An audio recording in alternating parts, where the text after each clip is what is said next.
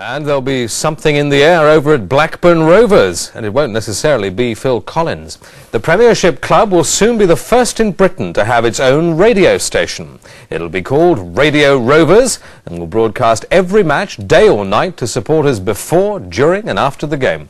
Peter Stevenson tuned in to the final test transmission. You're listening to the UK's very first club radio station. This is Radio Rovers on 1413 AM. Ewood Park these days must be the most rapidly transforming ground in the country. But in one of the few wooden areas of the stadium that still await Jack Walker's multi-million-pound treatment, you'll find a unique radio station preparing for its first programme. From the end of this month, Radio Rovers will take to the air with an essential mixture of information and interviews, especially for the visually handicapped. Match commentary will be provided by the existing hospital radio team to an area of around 10 square miles of the ground. When we approached, first of all, the club and the safety officer and the police and then the radio authority to ask if it was possible that we could have a licence, they said, well, nobody's ever done it before. And they were right behind it from the start, because after all, radio is a 1990s way of communication. And I think what will happen here at Ewood Park over the next 6 months will spur on every football club in the country to say, we want one of those, we'll have one. By the time Radio Rovers transmits, its staff should also be enjoying the comfort of a new studio with a first-class view.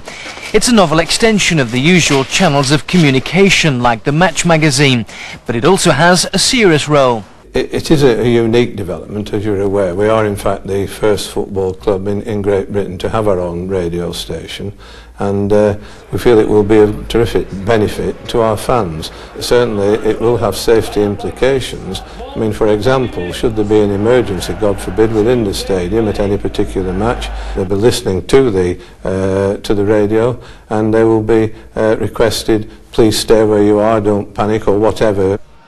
It must be admitted that at last night's game there was precious little to talk about.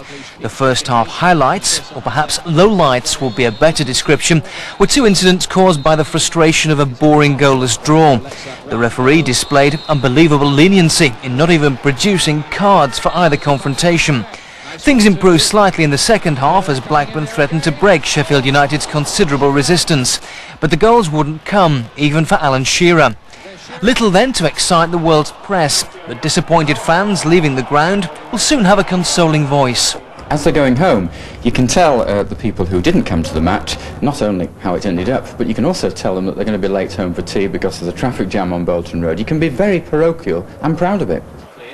The rest of British football will listen with interest as Radio Rovers guarantees one thing at Blackburn: the air will be blue and white. Peter Stevenson, North West Tonight. So tune in to Gerald of the Rovers.